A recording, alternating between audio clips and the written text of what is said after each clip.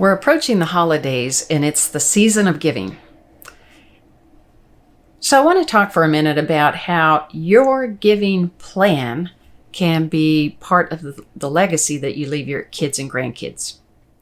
You know, we all want to pass on the values that we have developed in our lifetime and that we have received from our parents and grandparents. We want to pass those on to our kids and grandkids, and we want to see them carry those out in the future in the way that they live their life. And so giving could be one of those values that you want to pass on to your kids and grandkids. You want to see them be charitable. You want to see them give back to the world, to the community around them.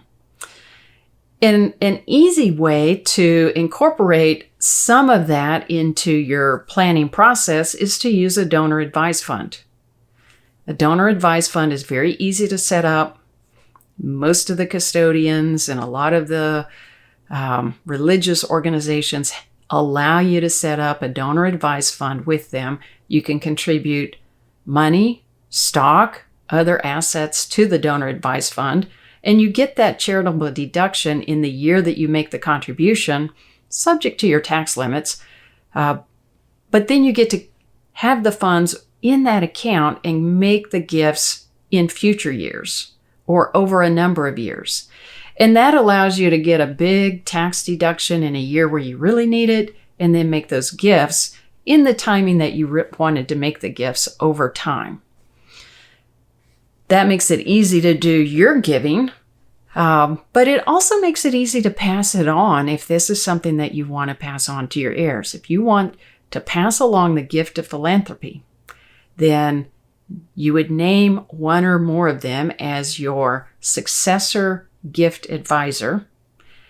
And when you pass away, they would assume that role and make those suggestions or tell the donor advised fund which charity to send funds to in that year. The funds don't come back to your estate because you have given them away, you've given them to charity, you've gotten that tax deduction, but the funds also don't get lost or go away. They get given to charity, and you can have one of your heirs take over that role and carry it out. And this would allow you to have a conversation with your kids, to talk through the kind of giving that you would like to see, that they would like to see, and to take over that role when that time comes.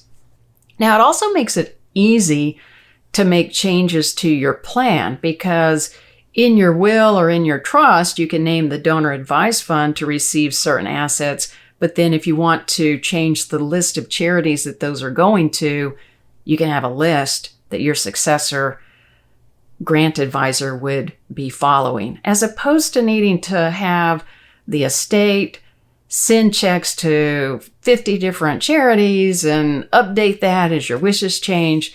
You can greatly simplify that whole process. And of course, most people don't send them to 50 charities at their death, but I'm making a point that it's much simpler to name one donor advised fund rather than more than one charity and have to work with the charity to get the funds to them. And it's just so much more simple for your heirs to process that at that point in time.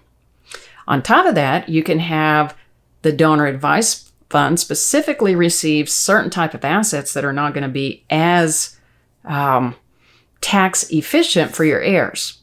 So let's say you have an account that has stocks and you have another account that is your IRA.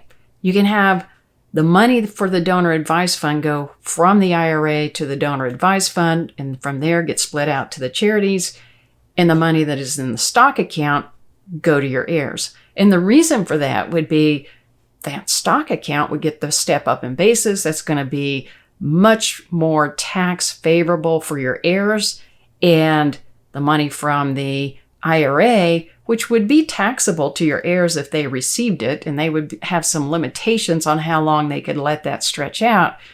Instead, if that goes to the donor advised fund, there's no tax on that. The donor advised fund doesn't have to pay any tax on that when they receive it, and so you've eliminated some of the tax drag on settling up your estate.